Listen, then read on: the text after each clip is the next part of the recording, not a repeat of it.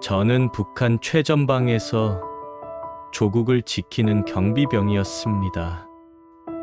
하지만 제 눈앞에서 동료가 굶어 죽었습니다.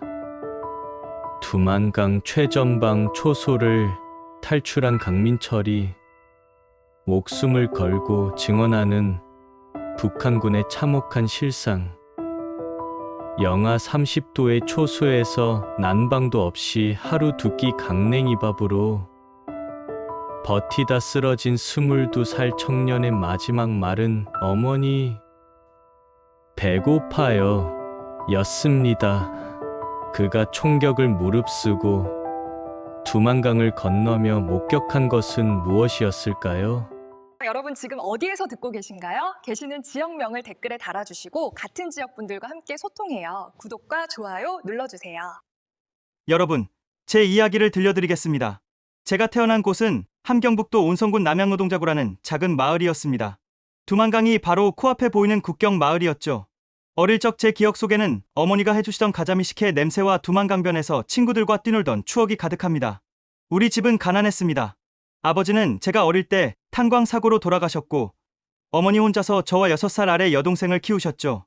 어머니는 장마당에서 강냉이 떡을 구워 팔며 우리 남매를 먹여 살리셨습니다. 겨울이면 손이 터져서 피가 나는데도 새벽부터 밤늦게까지 일하시던 어머니의 모습이 지금도 눈에 선합니다. 그 시절 우리는 하루 두 끼를 먹으면 잘 먹는 날이었습니다. 배급이라는 건 이미 오래전에 끊긴 지 오래였고 모두가 장마당에서 구해온 걸로 연명했죠. 그래도 그때는 행복했습니다. 어머니와 동생이 함께 있었으니까요. 명절이 되면 어머니가 온갖 국리를 다해서 명태국수라도 한 그릇씩 끓여주시곤 했습니다. 우리 아들, 우리 딸, 많이 먹어라. 조금만 참으면 다 잘 살 수 있다고 하시던 어머니의 목소리가 아직도 귓가에 맴돕니다. 고등중학교를 졸업할 무렵 저는 군대에 가기로 결심했습니다. 집안 형편이 어려워 대학은 꿈도 못 꿨고 그냥 공장에 배치되면 평생 굶주리며 살게 뻔했으니까요. 그런데 군대를 10년만 성실히 복무하면 노동당 추천을 받아 괜찮은 직장에 배치될 수 있다는 얘기를 들었습니다. 그러면 어머니도 편하게 해드릴 수 있고 동생 대학도 보낼 수 있을 거라고 생각했죠. 입대하던 날 어머니는 제 손을 꼭 잡으시며 눈물을 흘리셨습니다. 민철아, 나라를 잘 지키고 건강하게 돌아와라. 어미는 기다리고 임마. 그때 저는 몰랐습니다. 그 눈물의 의미를, 그리고 제가 다시 어머니를 뵐 수 있을지도 모른다는 것을 말이죠. 군대에서 처음 1년은 그럭저럭 괜찮았습니다. 훈련소에서 배운 사상 교육을 열심히 받았고 조국을 지킨다는 자부심도 있었습니다. 배급은 부족했지만 동료들과 함께 있으니 견딜만 했죠. 저는 그때 진심으로 믿었습니다. 10년만 참으면 우리 가족이 잘 살 수 있다고요. 우리 사회주의 조국이 세상에서 가장 좋은 나라라고 미제와 남조선 괴뢰들이 우리를 침략하려 한다고 배웠으니까요. 그 시절에 저는 순진했습니다. 체제를 의심하지 않았고 당이 시키는 대로만 하면 된다고 믿었습니다.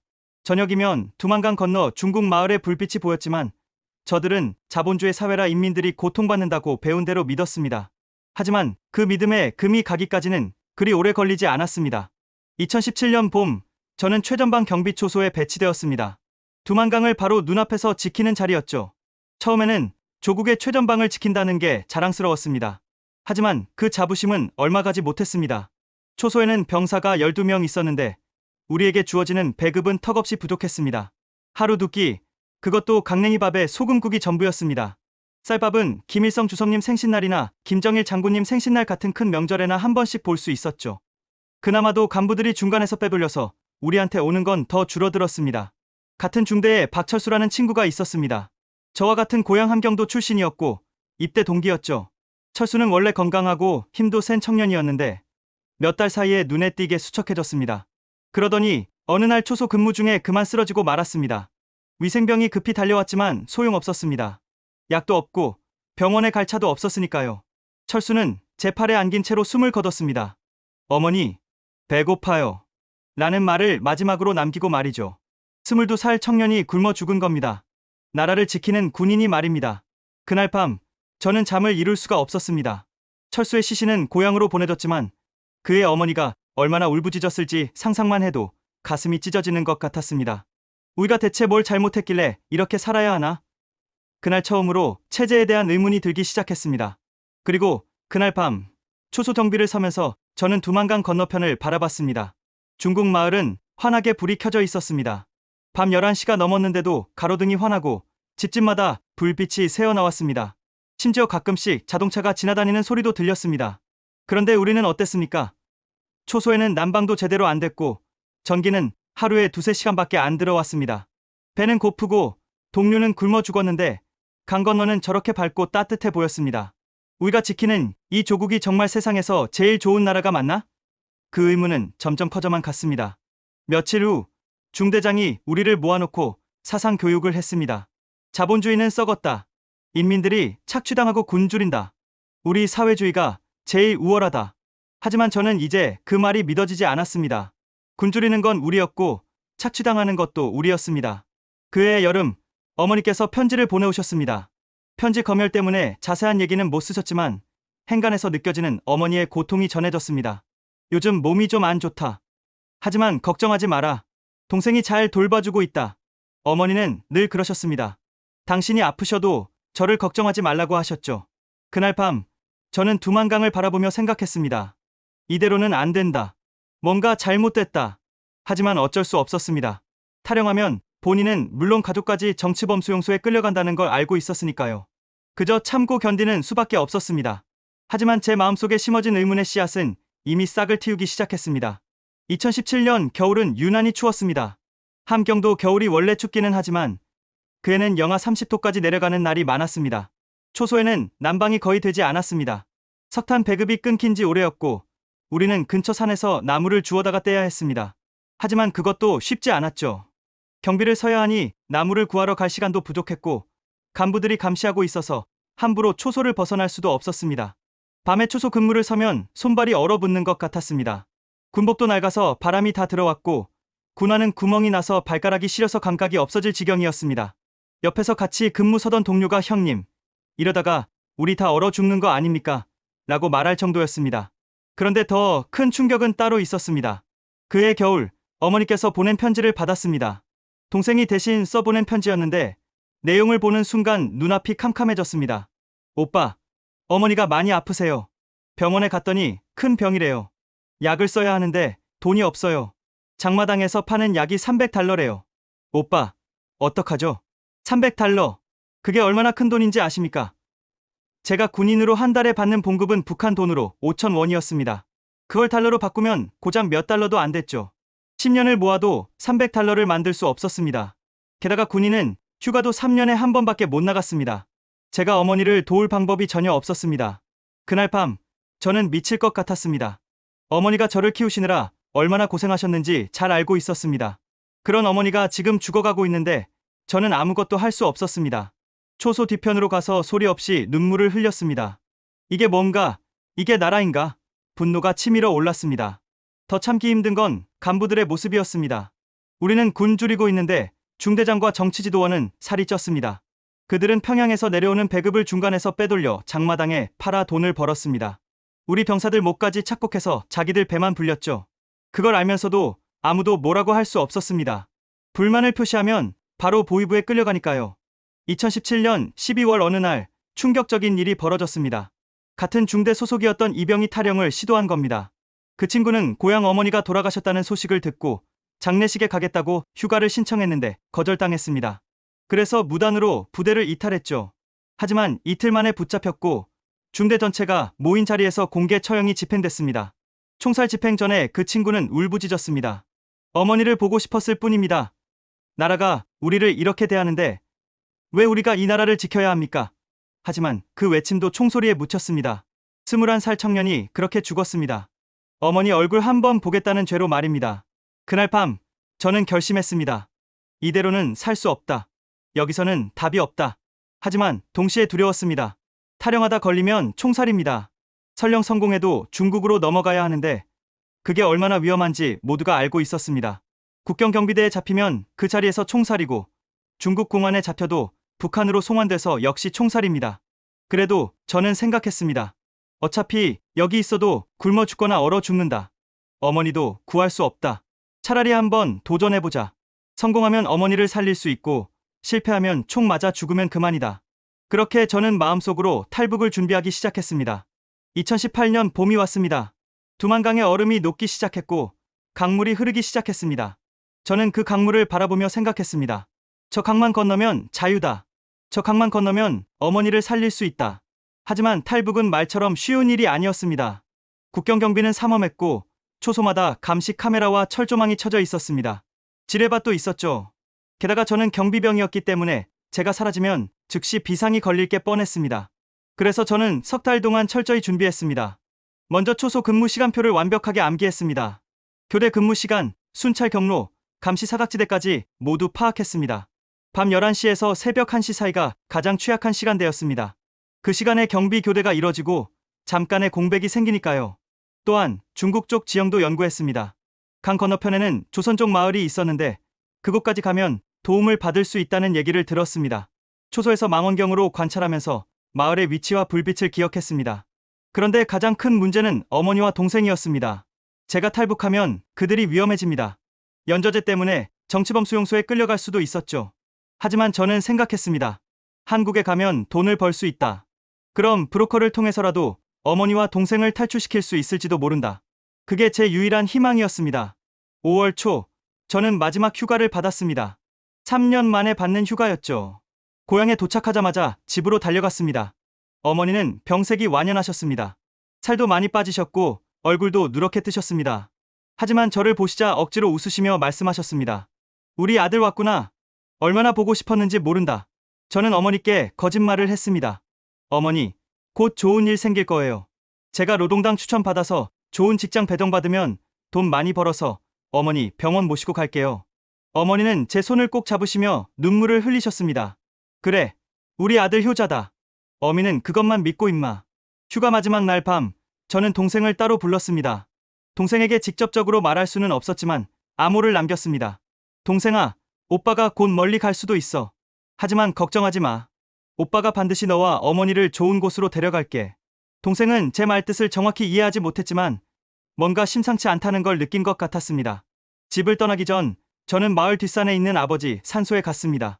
무덤 앞에 절을 올리며 말했습니다. 아버지, 아들이 큰 결심을 했습니다. 어머니와 동생을 지키기 위해 위험한 길을 가려 합니다. 아버지, 저를 지켜주십시오. 부대로 돌아오는 길에 저는 마음을 단단히 먹었습니다. 이제 돌아갈 수 없다. 앞으로 나아가는 수밖에 없다. 두려웠습니다. 실패하면 죽는다는 걸 알고 있었으니까요. 하지만 어머니의 병든 얼굴과 동생의 걱정스러운 눈빛을 떠올리니 용기가 났습니다. 5월 20일, 저는 디데이를 정했습니다. 그날은 달이 없는 밤이었고 날씨도 흐려서 시야가 좋지 않을 예정이었습니다. 또한 그날은 제가 야간 초소 근무를 서는 날이기도 했습니다. 완벽한 타이밍이었죠. 마지막 며칠 동안 저는 평소처럼 행동했습니다. 의심받으면 안 됐으니까요. 동료들과 농담도 하고 정치학습 시간에는 열심히 대답도 했습니다. 하지만 밤마다 두만강을 바라보며 기도했습니다.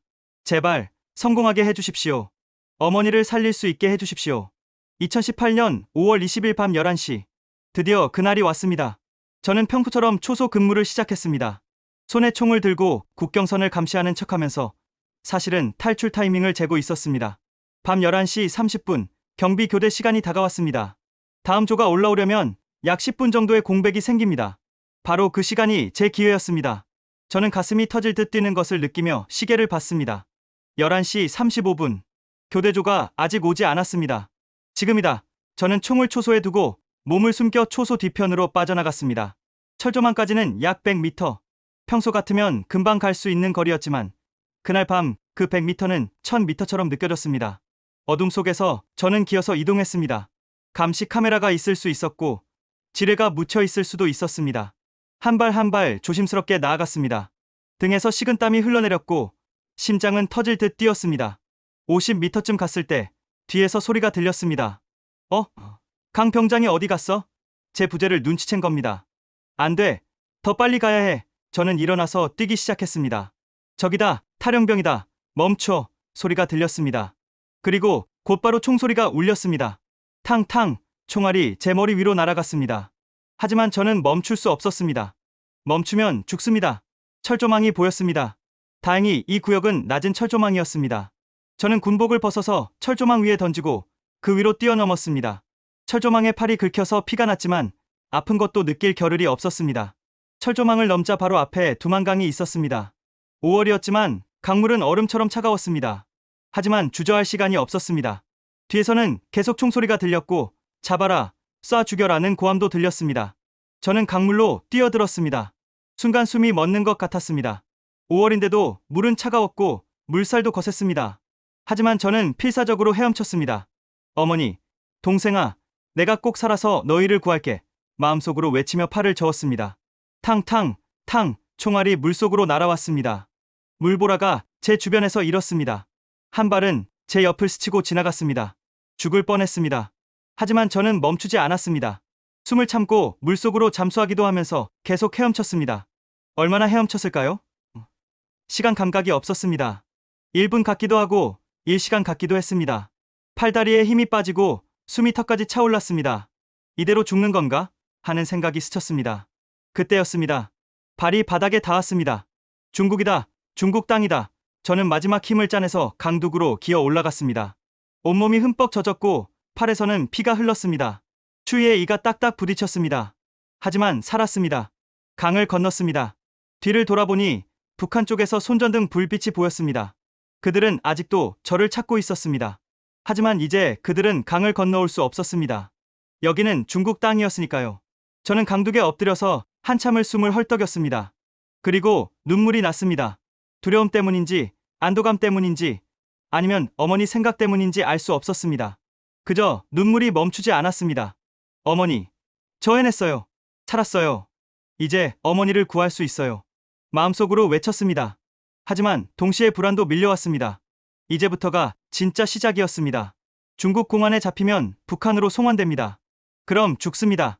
저는 일어나서 어둠 속으로 걷기 시작했습니다. 조선족 마을을 찾아서 중국 땅에 발을 디뎠지만 자유를 얻은 건 아니었습니다. 오히려 새로운 지옥이 시작된 거였죠. 온몸이 젖은 채로 저는 어둠 속을 헤맸습니다. 옷은 젖어서 얼어붙었고 온몸이 떨렸습니다. 5월이었지만 밤 기온은 영하로 내려갔고 저는 저체온증으로 죽을 수도 있었습니다. 1시간쯤 걸었을까요? 멀리서 불빛이 보였습니다. 조선족 마을이었습니다. 하지만 함부로 다가갈 수는 없었습니다. 누가 공안에 신고할지 몰랐으니까요. 저는 마을 외곽에 빈 헛간 같은 곳을 찾아 몸을 숨겼습니다. 젖은 옷을 짜고 몸을 움츠리고 앉아서 새벽을 기다렸습니다. 다음 날 아침, 저는 조심스럽게 마을을 관찰했습니다. 농사를 짓는 조선족들이 보였습니다. 그들의 말투를 들으니 우리말과 비슷했습니다. 용기를 내서 한 집 대문을 두드렸습니다. 70대쯤 되어 보이는 할머니가 나오셨습니다. 할머니, 저를 좀 도와주십시오. 제가 떨리는 목소리로 말했습니다. 할머니는 제 모습을 보시더니 단번에 알아채셨습니다. 탈북자구나? 저는 고개를 끄덕였습니다. 할머니는 주위를 둘러보시더니 저를 급히 집 안으로 들이셨습니다. 빨리 들어와. 공안이 순찰 돌아. 할머니는 저에게 마른 옷을 주시고 뜨거운 옥수수죽을 끓여주셨습니다. 그 죽 한 그릇이 얼마나 고마웠는지 모릅니다. 저는 눈물을 흘리며 먹었습니다. 할머니는 말씀하셨습니다. 여기서 오래 있으면 안 돼요. 공안이 자주 단속 나오거든. 며칠 쉬었다가 다른 곳으로 가야 해. 할머니는 탈북자들을 도와주는 조선족 네트워크에 연락을 해주셨습니다. 그리고 며칠 후 한국 선교사님이 운영하는 안전가옥으로 저를 안내해 주셨습니다. 안전가옥은 연변 지역 외곽의 한적한 농가였습니다. 거기에는 저 말고도 탈북자 5명이 더 숨어 있었습니다. 우리는 낮에는 숨어 지내고 밤에만 조심스럽게 움직였습니다. 창문도 함부로 열 수 없었고 큰 소리로 말할 수도 없었습니다. 그곳에서 저는 석 달을 지냈습니다. 선교사님이 가끔 음식을 가져다 주셨고 한국에 대한 이야기도 들려주셨습니다. 한국은 자유로운 나라예요. 먹을 것도 넉넉하고 원하는 걸 할 수 있어요. 조금만 참으면 거기 갈 수 있어요. 하지만 기다림은 고통스러웠습니다. 어머니와 동생 생각에 잠을 이룰 수 없었습니다. 지금쯤 제가 탈북한 게 알려졌을 텐데 어머니와 동생은 괜찮을까? 걱정이 태산 같았습니다. 연저제 때문에 가족들이 정치범 수용소에 끌려갔을 수도 있었습니다. 그리고 중국에서의 생활도 쉽지 않았습니다. 먹을 것을 얻으려면 일을 해야 했는데 신분증이 없어서 제대로 된 일자리를 구할 수 없었습니다. 저는 근처 농장에서 몰래 일했습니다. 아침부터 저녁까지 힘든 농사일을 했지만 중국 사람들은 저를 불법 체류자라는 이유로 헐값에 부려먹었습니다. 하루 종일 일해도 받는 돈은 고작 몇십 위안이었습니다. 더 힘든 건 언어였습니다. 중국어를 할 줄 몰라서 의사소통이 어려웠습니다. 조선족들은 우리말을 했지만 한족들은 중국어만 했습니다. 그래서 늘 조심해야 했고 실수로 한국말을 하다가 신고당할까봐 두려웠습니다. 8월 어느 날 공안 단속이 있었습니다. 저희가 숨어 있던 집 근처까지 공안차가 왔습니다.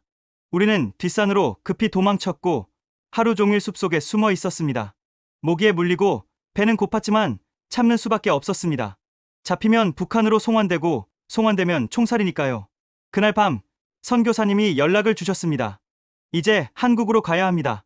여기는 너무 위험해요. 태국을 거쳐서 한국으로 보내드릴게요.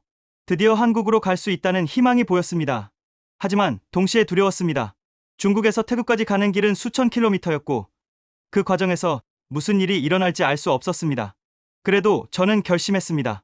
어머니를 구하려면 한국에 가야 한다. 포기할 수 없다.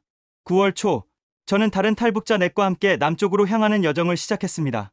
브로커가 준비한 화물차 짐칸에 숨어서 말입니다. 새로운 모험이 시작됐습니다. 화물차 짐칸은 좁고 답답했습니다. 5명의 탈북자가 짐더미 사이에 몸을 웅크리고 앉아 있었습니다. 공기도 제대로 통하지 않아서 숨쉬기가 힘들었고 화물차가 흔들릴 때마다 몸이 이리저리 부딪혔습니다. 하지만 참아야 했습니다. 이것이 한국으로 가는 유일한 길이었으니까요. 중국 남부를 거쳐 라오스 국경까지 가는데 일주일이 걸렸습니다. 그동안 우리는 제대로 씻지도 먹지도 못했습니다. 화물차가 멈출 때마다 브로커가 물과 빵을 조금씩 건네뒀지만 그것으로는 턱없이 부족했습니다. 몸은 지쳤고 정신은 몽롱해졌습니다. 라오스 국경을 넘을 때가 가장 위험했습니다. 중국 세관에서 화물 검사를 했습니다. 우리는 숨도 크게 쉬지 못한 채 짐 속에 숨어 있었습니다. 세관원들이 화물칸을 두드리는 소리가 들렸습니다. 여기 뭐 들었어? 옷까지 하고 잡아요. 브로커와 세관원의 대화가 들렸습니다. 한참 후에 차가 다시 움직이기 시작했습니다. 국경을 통과한 겁니다. 우리는 안도의 한숨을 쉬었습니다. 하지만 아직 끝이 아니었습니다. 라오스를 지나 태국까지 가야 했습니다. 라오스에서 태국까지는 이틀이 걸렸습니다. 그런데 태국 국경에서 문제가 생겼습니다. 태국 경찰이 검문을 하는 겁니다. 브로커는 당황했고 우리는 공포에 떨었습니다. 잡히면 어떡하죠? 중국으로 송환되는 거 아니에요.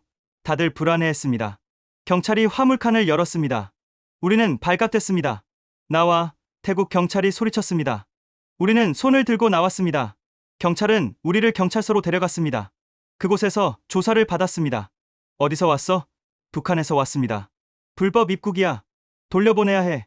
그 말을 듣는 순간 눈앞이 캄캄해졌습니다. 돌려보낸다는 건 중국으로 송환한다는 뜻이고 중국에서는 다시 북한으로 송환할 겁니다. 그럼 저는 죽습니다. 안 됩니다. 제발 한국으로 보내주십시오. 저는 울며 애원했습니다. 다행히 선교사님이 미리 태국의 한국 대사관에 연락을 해두셨습니다. 한국 영사관 직원이 경찰서로 왔습니다. 그리고 태국 경찰과 협상을 했습니다. 이들은 북한 탈북자들입니다.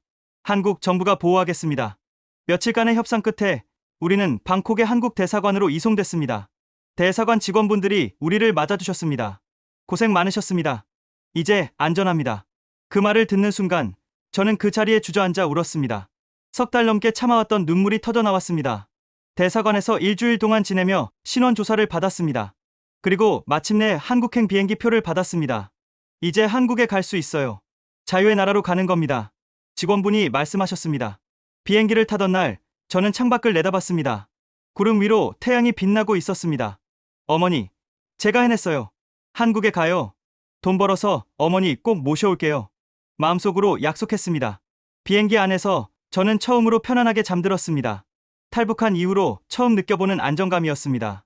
더 이상 도망다니지 않아도 됐습니다. 더 이상 잡힐까봐 두려워하지 않아도 됐습니다. 몇 시간 후 기내 방송이 나왔습니다. 곧 인천국제공항에 도착합니다. 그 말을 듣는 순간 제 가슴이 뛰기 시작했습니다. 드디어 한국입니다.